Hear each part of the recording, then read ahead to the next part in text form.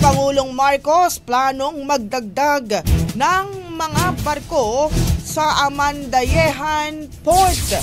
Mula sa Brigada News sa FM Tacloban, Brigada Carlos Sarino, ibrigada mo! Brigada!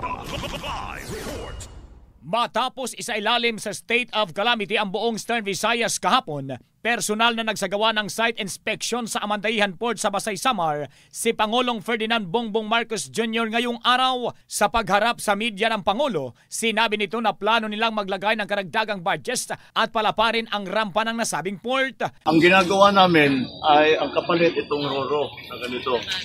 Ito pang 30 na truck. May dadating na pang 40 trucks, meron pang 50 trucks.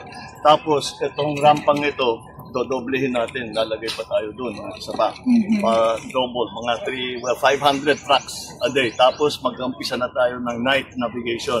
Dagdag pa ng Pangulo na gagawing 24 oras ang operasyon upang mas mapadali ang pagtransport ng mga produkto sa buong Eastern Visayas at karatig na mga lugar. Samantala, sinabi naman ni Secretary Manuel Bunuan, dahan-dahan nilang tataasan ang load limit ng mga sasakyang makakadaan sa San Juanico Bridge habang isinasailalim ito sa rehabilitasyon. I think we will be able to increase gradually yung load limits until before December. Gradually, kukunin na natin yung mga 3-tonner na segments and then increase it to 4 tons, 5 tons.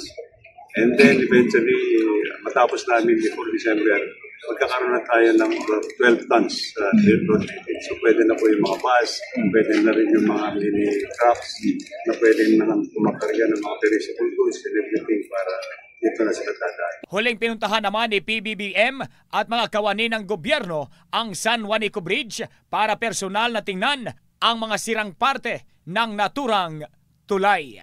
In the heart of changing lives, ako si Brigada Carlos Sarino ng 93.5 Brigada News FM Tacloban, The Music and News Authority.